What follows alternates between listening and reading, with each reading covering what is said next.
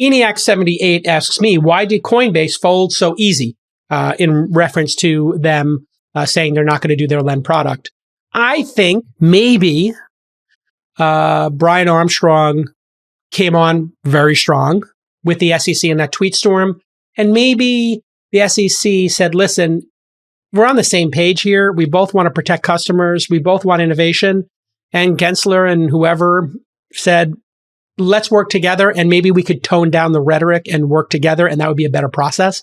So I'm guessing somebody came in, could be a venture capitalist, could be a politician, could be an advisor to Coinbase, could be somebody in the SEC and said, hey, can we just sit down for a second and discuss this?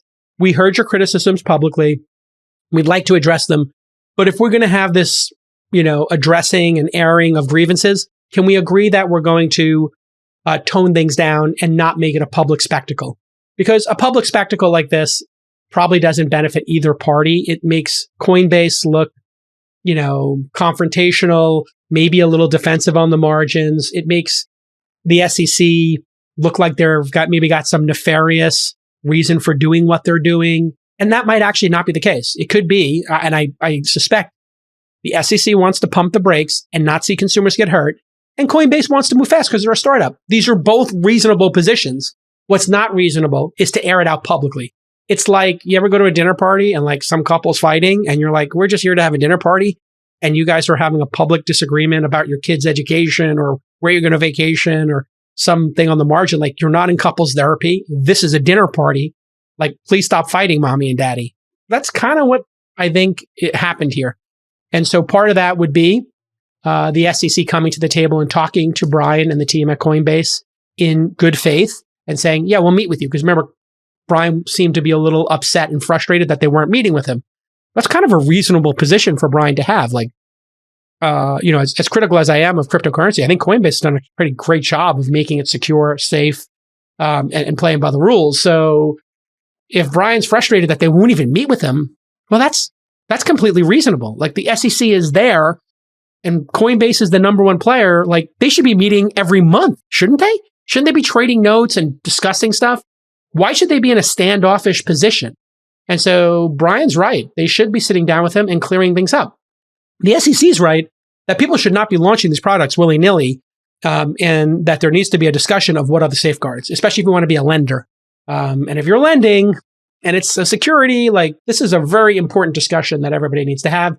So that's my take on it is we don't have complete information. It's like in poker where you're trying to figure out what your opponent's hands are. Or let's say you're in a three-way pot and somebody's raising, somebody's re-raising, and then you've got aces and you're like, what's going on here? And it's like, oh, that person's an aggro player. They might have, tens or jacks and they're overplaying their hand. Or maybe that person hit like two pair and they're on some crazy draw as well. And they've got 15, 16 outs and, they're jumping the fence and going crazy. Like you have to kind of figure out what's going on here. So when I see a news story like this, there's probably some other party involved, some lawyers who said, you know what? Maybe if we say we're going to take the lend product off the table right now, then the SEC would come to the table and have a discussion with us and we could build a relationship with them that would result in us being the first, sanctioned front of the list person. So I think it's, a good idea on their part. Jake, what is something unique about your morning routine? I don't set an alarm. I just wake up naturally. So that is, I think, the thing that I learned was I no longer want to set an alarm at this age of my life. And at this, I worked hard my whole life, was like always setting alarms to get up earlier and earlier and get more done. Now I'm just like, I'm waking up when I wake up and the first meeting's at 10. And then if people don't see me, they start calling, but it's very rare that I sleep past 7 or 7:30. So, that is part of my morning routine. And then always spending time with the girls before they go to school. I always love to hang out with them and joke and laugh and see them off to school and give them hugs. And that's really the best part of my day. I have to say, well, actually, I've been listening to the Lord of the Rings with the girls every night. Hobbit, Lord of the Rings, the audiobooks.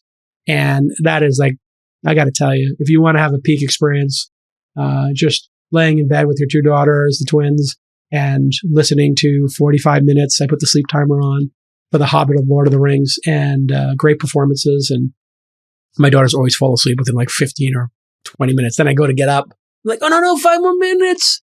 5 more minutes. You promised. I'm like, okay, 5 minutes of overtime. I sit at the side of the bed, listen to more Gandalf and, Samwise and the Hobbit and Frodo and Bilbo. It's just absolutely peak experience. Audiobooks is how I really helped my daughter, who's 11, my older daughter, London. She's got something like she's in the 98th percentile in vocabulary, 100% because we wrote stories together instead of just telling stories at night. And we listened to audiobooks constantly. And I always did audiobooks that were 2 or 3 years beyond her. So I'm with the 5-year-old twins, I'm listening to Lord of the Rings. They're just drowning in words they don't understand. And so we have a rule, pause. Just say the word pause. I pause the audiobook and we talk about words or we rewind it and listen to things. So hope you enjoy that tip. Audiobooks with your kids, J.R.R. Tolkien, great way to bond. And then you watch the movies and it all fills in and they get a 360 experience. If you don't have business insurance, you failed one of the first steps of being an entrepreneur. Startups should look no further than Embroker. Embroker's technology saves you time and money. Their prices are up to 20% lower with better coverage than the incumbents. And you can go from sign up to quote and purchase in just 10 minutes. So when you work with Embroker, instead of business insurance incumbents, you're not dealing with large, slow corporations, and the sign-up takes days, not weeks. The process is transparent with no opaque pricing. So let's talk about 2 very crucial types of startup insurance. You'll know that these are very much in the news, especially the first one, cyber insurance. You have to have cyber insurance, which covers hacks, and they happen more than you think. A lot of them you don't hear about publicly, right? Because people are ashamed to have them happen and they should have done a better job, but mistakes happen. And sometimes software is imperfect, right? Or a human is imperfect and they make a mistake. They use a weak password. They forget to put 2-factor on. Well, you want to have cyber insurance just in case that happens, plus D&O insurance. This helps if your directors and officers do something dumb and you get sued. Very simple, very important to have cyber and D&O. So to instantly buy custom-built insurance for startups, go to embroker.com/twist, embroker.com/twist. While you're there, you're going to get an extra 10% off by using the offer code TWIST, TWIST. Okay, let's get back to this amazing episode.